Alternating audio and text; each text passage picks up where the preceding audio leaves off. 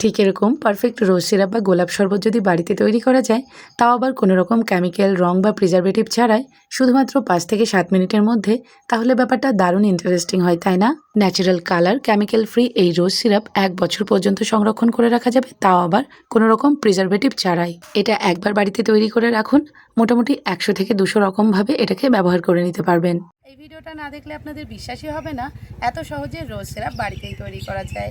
সামনে আসছে প্রচণ্ড গরমের দিন, আর এই গরমের দিনে ফালুদা, যে কোনো ধরনের ঠান্ডা পানীয় বা বিভিন্ন ধরনের ঠান্ডা জিনিসে এই রোজ সিরাপ সহজে ব্যবহার করতে পারবেন যদি এই সহজ পদ্ধতিতে বাড়িতেই রোজ সিরাপটা তৈরি করে নিতে পারেন। তো চলুন সবথেকে সহজ পদ্ধতিতে কী করে রোজ সিরাপ বাড়িতে তৈরি করা যায় সেই পদ্ধতিটাই আমি আপনাদের সঙ্গে শেয়ার করে নিই। প্রথমে এই রোজ পেটালসগুলো আমি আলাদা করে নেব। গোলাপের শরবত বা রোজ সিরাপ তৈরির জন্য কিছু টাটকা তাজা গোলাপ ফুল নিয়ে নিয়েছি, আর এই গোলাপ ফুলের পাপড়িগুলোকে এবার আলাদা করে আননেসেসারি পার্টগুলো ফেলে দেব। রোজ সিরাপ তৈরির জন্য লাল রঙের গোলাপ ফুলই বেস্ট। যদি কারো কাছে লাল রঙের গোলাপ ফুল না থাকে, সেক্ষেত্রে হালকা রঙের গোলাপ ফুল দিয়েও এই রোজ সিরাপটা তৈরি করে নেওয়া যেতে পারে।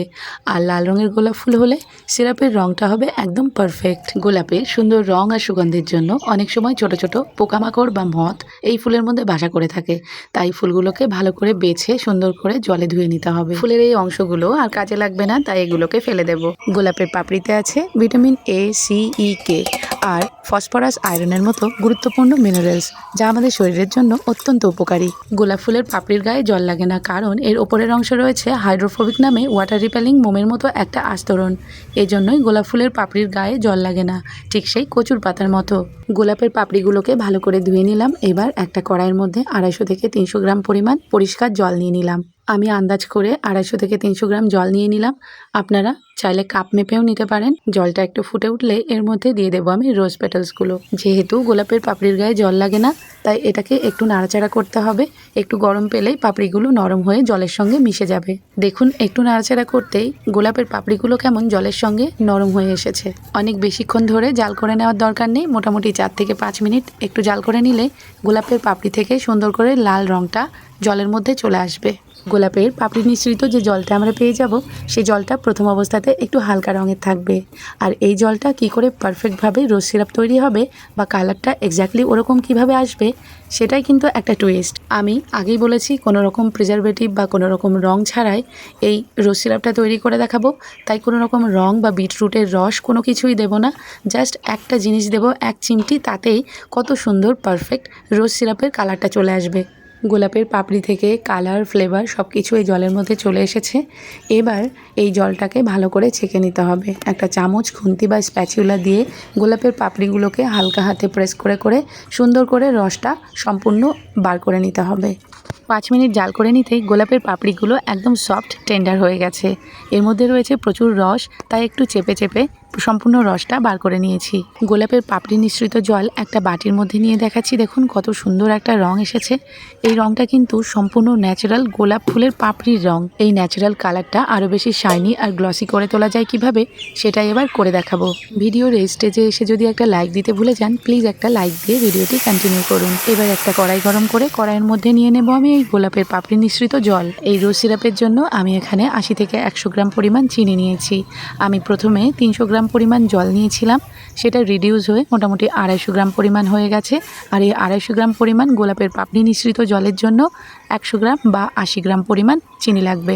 আচ্ছা, এই স্টেজে আমি এডিটিংয়ের সময় খুব একটা বেশি কেটে বাদ দিইনি, যাতে আপনাদের বুঝতে সুবিধা হয় বা আপনারা বুঝতে পারেন যে এটা জেনুইন কালার, আমি কোনো রং মেশাবো না। রোজ সিরাপের বিফোর লুকটা ভালো করে দেখে নিন। এইবার দিয়ে দিচ্ছি সেই টুইস্ট, সাইট্রিক অ্যাসিড। এই সাইট্রিক অ্যাসিড দিতেই কালারটা কেমন ইমিডিয়েটলি চেঞ্জ হয়ে যায়, এটাই আপনারা দেখবেন। 1 চিমটি করে দুবারে 2 চিমটি মানে হাফ চা চামচের মতো সাইট্রিক অ্যাসিড দিয়ে দিচ্ছি। সাইট্রিক অ্যাসিড দিয়ে একটু নাড়তেই কেমন ম্যাজিকের মতো কালারটা চেঞ্জ হয়ে গেল, কতটা শাইনি গ্লসি হয়েছে কালারটা। এবার দেখুন, আগে কিন্তু কালারটা ঠিক এরকম হালকা ছিল, সাইট্রিক অ্যাসিড দিতে একদম ইমিডিয়েটলি কালারটা কেমন চেঞ্জ হয়ে গেল। আচ্ছা, আপনারা কিন্তু সাইট্রিক অ্যাসিডের পরিবর্তে লেবুর রসও দিতে পারেন। অনেকের বাড়িতে অনেক সময় সাইট্রিক অ্যাসিড থাকে না, তাই লেবুর রসটা এর পরিবর্তে দেওয়া যেতে পারে। আচ্ছা, এখানে আমি 1 চা চামচ পরিমাণ রোজ এসেন্স মিশিয়ে দিলাম। মিল্কশেক, গোলাপ শরবত, ফালুদা, সাবুদানা ডেজার্ট টপিং, আইসক্রিম বা কুলফির ফ্লেভার, মকটেল বা cocktail, lassi, smoothie, cake decoration, শরবত, ফ্রুট স্যালাড, নানাবিধ জিনিসে এই রোজ সিরাপ কিন্তু সহজেই ব্যবহার করা যায়। কিছুক্ষণ জাল করে নিতেই রোজ সিরাপ পরিমাণে অনেকটা কমে এসেছে, মানে অনেকটা গাঢ় হয়ে গেছে। হাত দিয়ে চেক করে দেখেছি একটু আঠালো হয়েছে। এটা যখন একতার বিশিষ্ট হবে তখন একদম নামিয়ে নিতে হবে। খুব ধীরে ধীরে যখন বাবলস বা ফেনা তৈরি হবে তখন বুঝতে হবে রোজ সিরাপটা অনেকটা ভারী হয়ে এসেছে, তাই আস্তে আস্তে বাবলস ক্রিয়েট করছে। তার মানে এটা মোটামুটি রেডি হয়ে গেছে। চামচে করে তুলে দেখাচ্ছি, দেখুন কতটা পারফেক্ট কালার আর কতটা পারফেক্ট কনসিস্টেন্সিতে চলে এসেছে। রোজ সিরাপ একদম রেডি হয়ে গেছে। এবার একটা বাটির মধ্যে নামিয়ে নিচ্ছি। রোজ সিরাপটা এখন অনেকটা রানি বা ওয়াটারি মনে হলেও কিছুক্ষণের মধ্যে এটা কিন্তু ঠিক কনসিস্টেন্সিতে চলে আসবে, মানে একটু জেল ফর্মে চলে আসবে। যদি আপনারা রোজ সিরাপটা বোতলের মধ্যে স্টোর করে রাখতে চান তাহলে আরও কিছুক্ষণ আগে মানে একটু ওয়াটারি থাকতে নামাতে হবে। আর যদি মনে করেন জারের মধ্যে স্টোর করবেন তাহলে ঠিক এই সময়তে নামালেই হবে।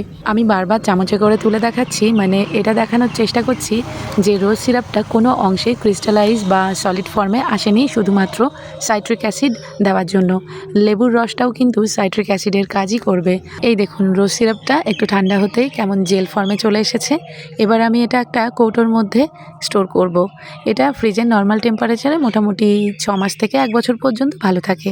তো আশা করি আমার আজকের এই রোজ সিরাপ তৈরির ভিডিওটা আপনাদের ভালো লেগেছে। ভালো লাগলে বেশি বেশি করে শেয়ার করে দেবেন। ভিডিও ভালো লাগলে অবশ্যই একটা লাইক দিয়ে চ্যানেলটি সাবস্ক্রাইব করে আমার পাশে থাকবেন। সবাই ভালো থাকবেন, সুস্থ থাকবেন। Thank you so much.